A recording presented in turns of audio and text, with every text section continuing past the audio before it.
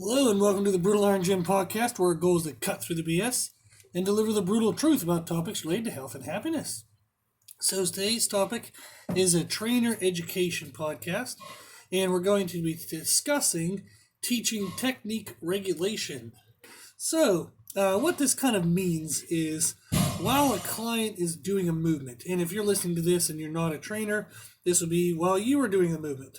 And even if you're a trainer, you also train yourself, okay? So this would be while you're doing the movement. So anytime anybody's doing an exercise, there is technique that they need to be mindful of during the movement. And recently I was talking with a client, and they're not new to lifting. They've been lifting for 2 or 3 years, but they're doing it for general life purposes.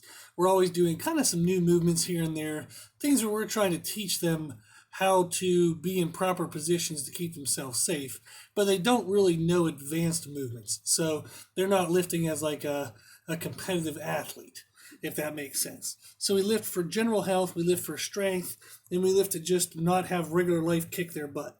So their main reason for getting into lifting was arthritic issues and osteoporosis issues. So in general, for them, we do movements, but they're still learning how to move themselves. So there's a fancy word called proprioception, which refers to knowing what your body is doing when you can't see it. So if we were to look at ourselves in a mirror, we can use visual cueing to understand where our body is in space. If you take away the mirror, how well the body knows where it is in space without being able to see itself is called proprioception. So this is a concept that we include in their training all the time because they need to know and be aware of their positioning to make sure they're always in healthy positions, even if they can't see themselves. So we were doing a kettlebell suitcase deadlift, which is a one-armed deadlift basically, and it's like a conventional deadlift, but the kettlebell is on their side. So it's just like they're picking up something to the side of them, but there's nothing on the other side. So it's just one arm like you pick up and carry a suitcase. So we're doing that as a form of active movement-based core work that also helps identify strength issues in the thigh and hips and lower back and core. So not only core bracing strength, but also positional strength awareness and ability in the thigh and hips. So that's what we were doing it for. And what was happening was they asked me a question. They said, what do I do if my knees cave in? And what was happening on that exercise is when they weren't kind of aware of their position, they weren't really paying attention well, as they would pick the kettlebell up, their knee from the side away from the kettlebell would fall inward to find stability, which is not what we want. So that would be dangerous.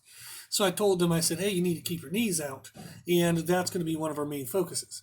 And they said, well, how do I do that?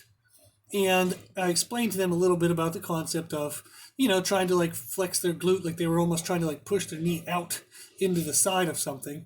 So if somebody had their hand on the outside of their knee, as they lifted the kettlebell, they would almost try to push the knee into the hand.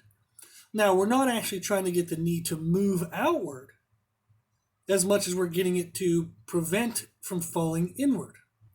So we were talking about the concept of doing muscular contraction to not move. And what they said they were having trouble with was when they got themselves in the starting position, their phrasing was, I told my knee to stay there, but it didn't. And what they meant was they were in the right position, but as soon as they started to move, everything kind of crumbled and fell apart. And what happened was they were approaching their technique setup as in the idea of an on-off switch. So they thought they could set themselves in good position and then not have to think anymore about it. So it's almost like you just walk in the room, you turn the light on, and it's done. So they thought when they got into their starting position that they would make themselves into the right position, and then it would just stay there as they thought of other things and moved around. So the concept of this technique regulation came up in the sense that technique is not something you can set and forget. It is not an on-off switch. So faulty thinking, when we think of movement, is thinking that technique is an on or off, it's a set it and forget it type thing. Whereas correct thinking is recognizing that technique needs to be regulated throughout movement. So while you're doing the movement itself, at all times within the movement, every single centimeter, okay, of the movement, every split second that the muscles are under tension, there needs to be attention paid to technique. It is not a set it and forget it. It is a continual effort to regulate technique as you move. And that was actually kind of new to them. And we'll talk about some more common examples here in a second. And what I brought up to them was actually a fun story of, they said, man, I wish I could just kind of turn it on and not worry about it. I wish it was an on-off switch. And I said, it's actually a fantastic thing in life that we don't have an on-off switch to our positioning and or our power output. So that was the other thing we talked about was, if you think of a conventional deadlift, somebody will drive the bar off the floor, and then sometimes they'll just kind of drive, and then they predict the weight will just kind of like continue to coast upward, which it does not.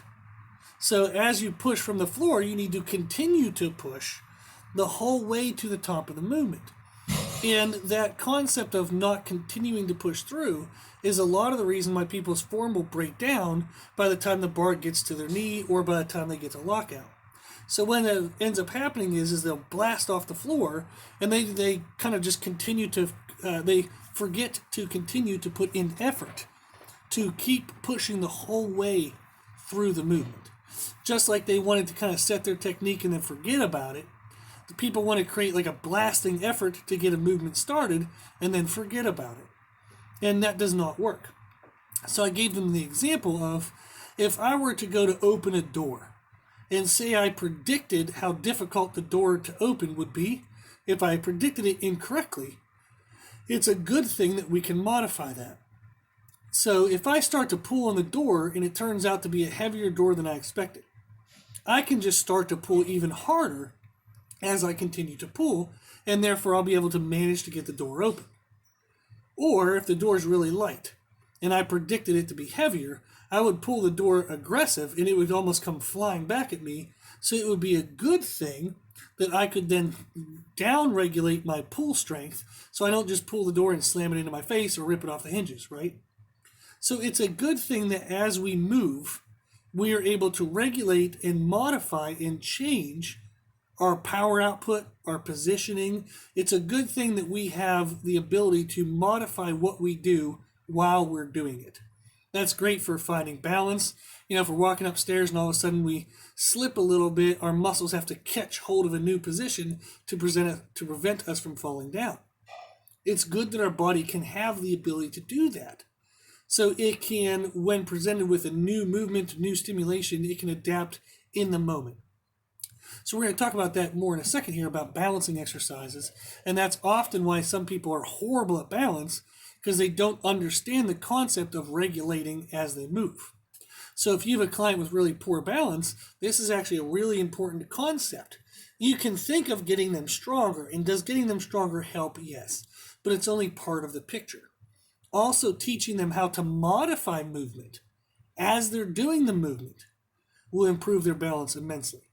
So one of the stories I gave them that from my training past, that's a good reason why we don't want an on-off switch when it comes to our power output and movement regulation and whatnot, is I used to train special needs population, and I trained youth with cerebral palsy.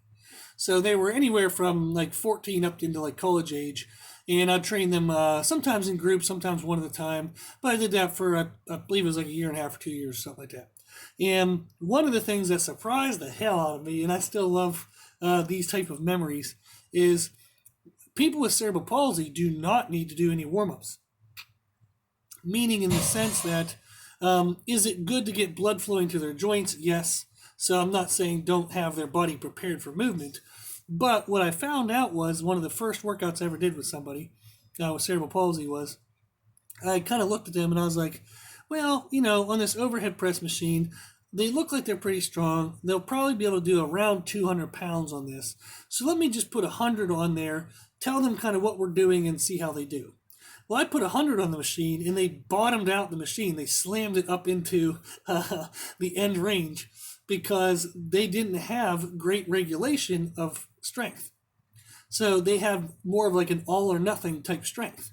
So a lot of the people I worked with cerebral palsy, they kind of had rules implied on them or placed on them from family members of like, you don't give people hugs, you don't shake hands, because they would either leave their hand completely limp or they would crush your hand. Or when they gave you a hug, like I literally got the wind knocked out of me one time by somebody with cerebral palsy when they gave me a hug because they put their arm around me so aggressively that they like knocked the wind out of me. But that's the difficulty that they had, was regulating power output.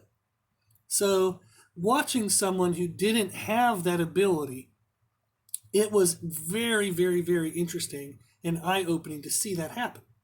So, for example, when we would go to movements, I had to make sure they just loaded them 100% wherever I thought they could do right away. So we might go for a little bit of a walk. They might push or pull like a sled around. We might do something, of course, to get some blood flowing in the joints.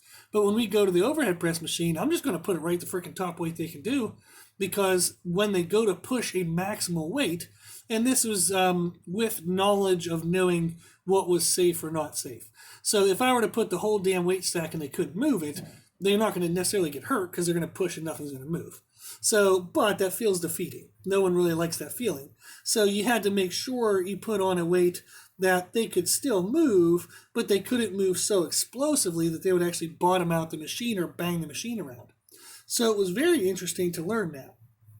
And as I worked with people of other types of physical abilities, it was very interesting to see the effects of differing nervous system. I don't even know what to call them basically, but the difference is in nervous system, how it worked, okay? And how if somebody had a certain condition, somebody didn't, if somebody had this condition versus that condition, just what the nuances of the differences were in their movement quality. So it was very, very, very interesting to see, and that was me getting to see firsthand what the downside of an on-off switch would be when we think of power output. So if you can only turn it on, but you can't decide on how much on, that can be dangerous, okay? So it's a good thing that we have the ability to regulate power output. And even though that now means that we have to be responsible for doing so, it's a good thing that we have that ability. So when exercising, we need to pay attention to the setup of our technique when we start a movement. But you also need to pay attention throughout the movement. And that's what I'm wanting to make this podcast about, is to make sure that everyone knows that that is a real thing, that does happen. So just because you set your technique and then you started the movement and it went to shit, it didn't mean anything went wrong. We just didn't continue to monitor our technique as we started to move. So we set the technique, then we just assumed it was going to stay. It doesn't work that way. So if you set your technique and it starts to falter, there's nothing wrong with you, okay? Well, at least in exercise. I can't speak to the rest of you. But there's nothing wrong with your body in regards to exercising. It's something that everyone would have to work on, is regulating movement, like power, regulating movement position, regulating what's happening while it's happening. It's not a set it and forget it type thing. So, for example, when it comes to balance, we said if we get somebody stronger, their balance will get better. Absolutely, because then their own body weight doesn't feel as much of a challenge. So if they have trouble holding on to in their own body weight's position, when you make them stronger, their body weight will feel lighter. Therefore, their balance gets better. But also, you can focus on teaching them how to predict and sense balance throughout a movement. So one of the things I do is I'll tend to pick movements that have two moving joints, in the sense that if somebody does like a stiff-legged deadlift, they're pretty much hinging at the hips. And that's going to give them a pretty good level of balance. So they're going to get some balance work, but it's actually not that hard of a challenge because there's only one joint moving and both your feet are on the ground. However, if you do a single-leg stiff-leg deadlift, much more difficult, okay, for balance. And then if you were to do, say, a single-leg stiff leg deadlift into a reverse lunge. So that's even greater challenge because in a reverse lunge, they have to bend their knee and their hip. So therefore, those joints need to learn how to balance themselves in regulation to each other and in regulation to the overall body's position against the floor. So getting layers of balancing aspects is helpful. When you have somebody who's truly poor at balance, you want to give them one aspect. When they get a little bit better at that, you can give them two aspects. When they get better at two, you can give them three. Then you can continue to build upon that. So the kettlebell suitcase deadlifts, by the way, so you could argue that there is some knee bend for sure. So that's one joint. There's hip bend for sure. That's two joints. You also have the core regulating tightness so they don't bend or twist or move incorrectly in their core. So that's kind of like a third area of focus that they have to have. You also want to have postural control to make sure that the back is flat from the neck to the butt. So that's even another element of control. So you can see how that's a pretty layered movement. So you want to try to pick movements that have as many layers as the person can do successfully but feel challenged by. And then what you can do is you can then take those movements and change up the speed of them. So you can make something light but have it be slowed eccentrics or slowed contractions. By slowing down the movement, it requires more muscular control during all positions within that movement. So if somebody's not really good at balance, you can have a strength component such as like a heavy leg press. But then when they're on a singular balance exercise, you might actually want to go light and have them do more slowed movements so they can work on positional control. So the leg press is giving them strength, and then a balance type movement is going to help them learn how to use that strength. So sometimes people make balance movements too heavy because they don't know how to make them harder by just adding more aspects of positional control. So that's something to be aware of. So you can do slow eccentrics, slow concentrics, just slowing down the movement itself. You can do positional isometrics. So if somebody's doing a squat, you can have them like pause midway. You can have them pause at the bottom. You can have them pause back on the way up at midway, and then they come to all the way to the top.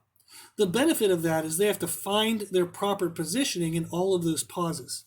So rather than having continual motion that's slowed, which is through slowed eccentrics and concentrics, you can do positional isometrics, where you just have them pause in a specific position. So this is really helpful if somebody's knees cave in on a squat, is have them do a really slowed eccentric, paying attention to their knees maintaining a healthy position. Then you can have them pause in the bottom and have them forced to have to hold a healthy position in the most challenged position. And then when they come up, you can have them do a slowed concentric, and that's going to help them keep their knees out on the way up as well. So you can even combine various aspects of these technical differences to find the correct type of challenge that you want for that client's individual weaknesses. So where they're weak within the range of motion, where they're weak within what muscles involved in the range of motion. You can also give muscle patterning firing advice. So an example, like if somebody's doing like a step up, you would tell them to put their whole foot on the surface. They want to push through their heel. As they start to push through the heel, you would then tell them to squeeze their glute, okay, squeeze their butt cheek to drive their hip forward over top their foot. Then they would pause at the top before putting their other foot down. So this would be a single leg step up, and as opposed to a dual leg step up, which is no thing. But they would have push through the heel. You then, after you push through the heel, you want to squeeze your glute to push your glute forward. You would then pause at the top and then rest your other foot. So one of the cues I have for step ups is the other foot should go down by choice, not reaction. So as they're stepping up, when people are weak or when they're out of position, they'll kind of like, as they're halfway up or 3/4 of the way up, they'll just kind of like hurry up and put that other foot down, that second foot down, before they really stepped all the way to the top with just that first single leg. What that typically is, it's either like a challenging weight or challenging height for the step up, or they're not knowing what they should do.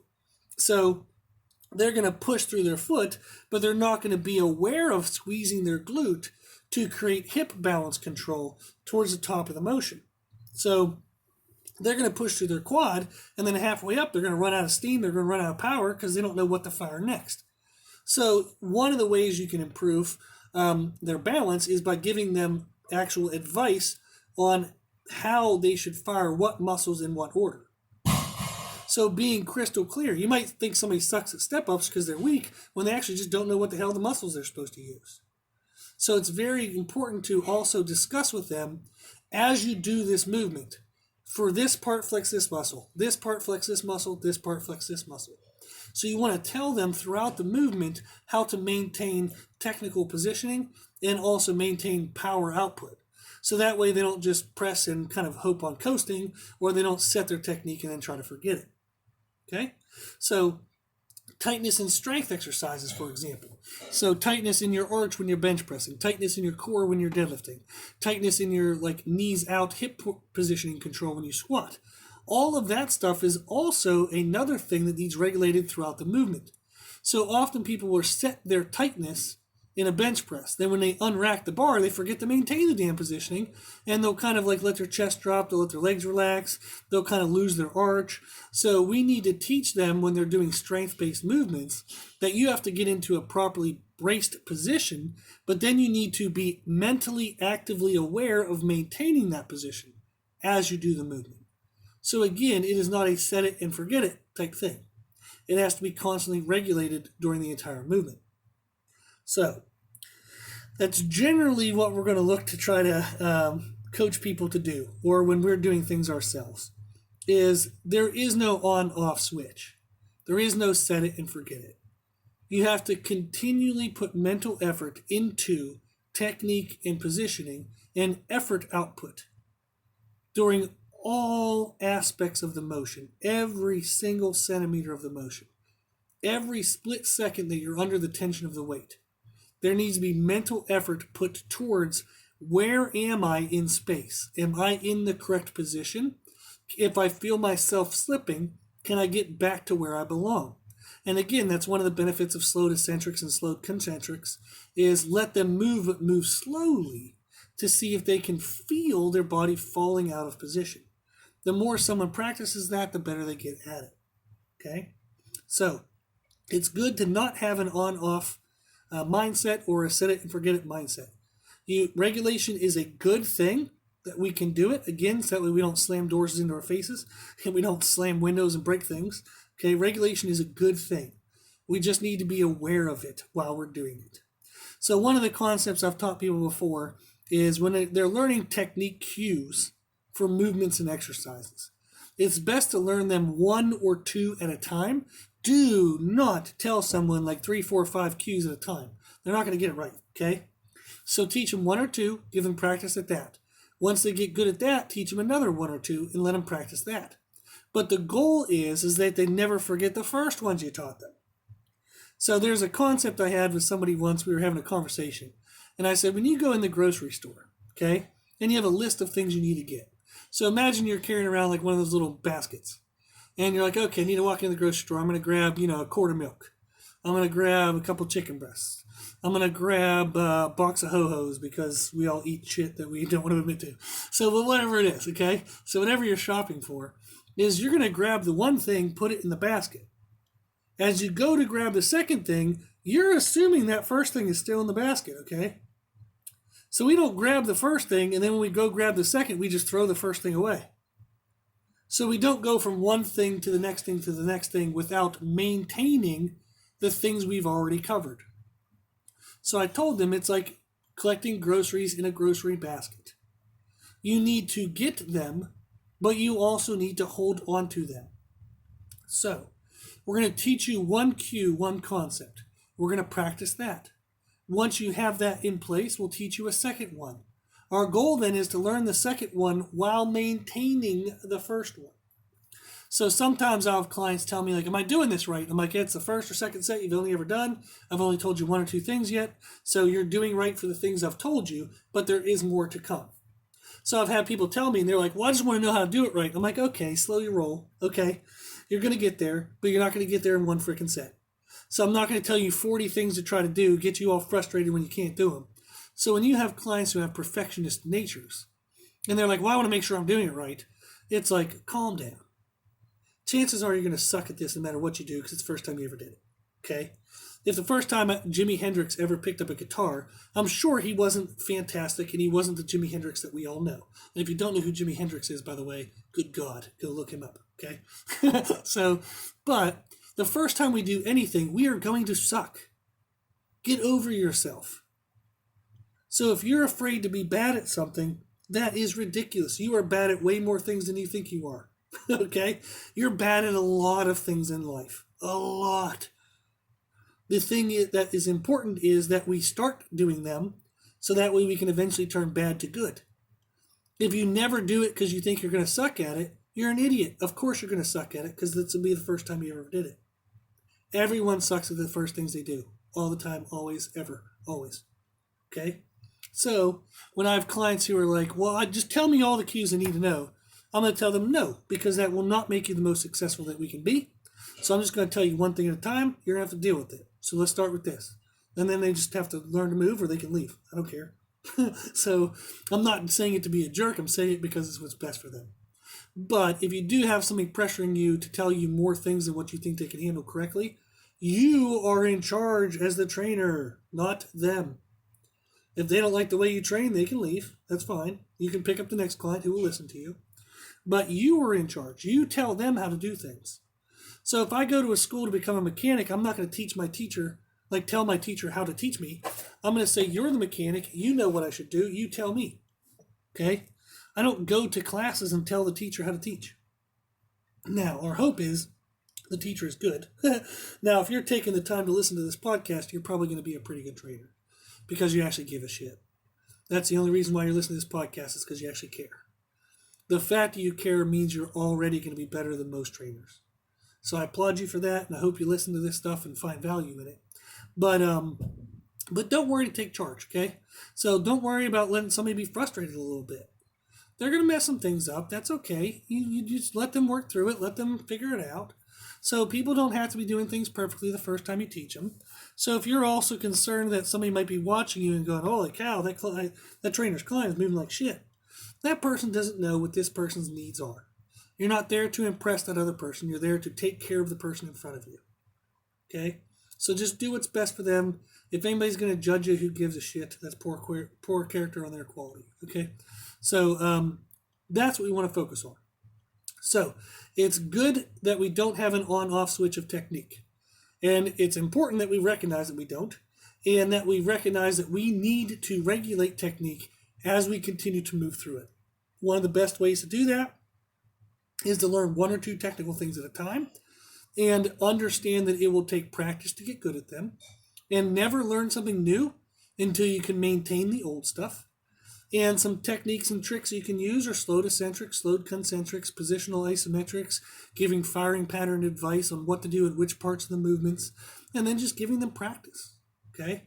Be understanding, be patient, be the teacher they need. Okay? So if they need a little kick in the butt, kick them in the butt. If they're kicking their own butt, then tell them it's okay and get them to calm down. Okay? Cool. So hopefully this helped. Hopefully it gave you some interesting insight into the concept that technique needs regulated and monitored at all times throughout exercises and movements. Okay? So if you need any help or if there's anything we can do to kind of help you achieve this type of stuff, so if you're a trainer and you need extra help, we do consultations, we do all that kind of fun stuff.